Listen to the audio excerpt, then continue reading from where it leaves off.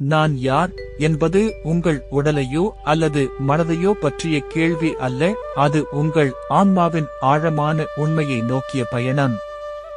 ஆன்மீக ரீதியாக நீங்கள் ஒரு தூய உணர்வு, பியூர் கான்ஷியஸ்னஸ். உள்மனம் மற்றும் ஸ்பிரிச்சுவல் ஹீலிங் மூலம் உங்களை அறிந்து கொள்ள சில அடிப்படை உண்மைகளை உணர்த்தும்.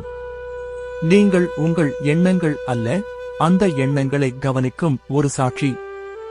உங்கள் மனம் ஒரு வானம் என்றால் எண்ணங்கள் கடந்து செல்லும் மேகங்கள் போன்றது. இந்த உடல் ஒரு கருவி, இந்த உடல் நீங்கள் இயங்குவதற்கான ஒரு கருவி மட்டுமே. எனது கை, எனது கால் என்று சொல்லும் போதே அந்த உறுப்புகளுக்கு அப்பாற்பட்ட நான் என்ற ஒன்று இருப்பதை உணரலாம்.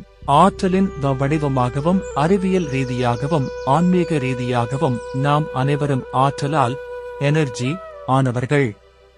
ஆன்மீக ஹீலிங் என்பது இந்த ஆற்றலில் ஏற்படும் தடைகளை நீக்கி உங்களை உங்கள் மூலத்துடன் சோர்ஸ் இணைப்பதாகும்.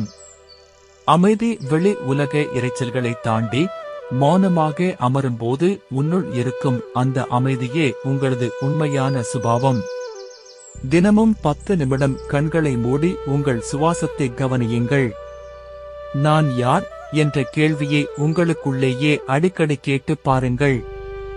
பதில் சொற்களாக வராமல் ஒரு உணர்வாக வெளிப்படும்.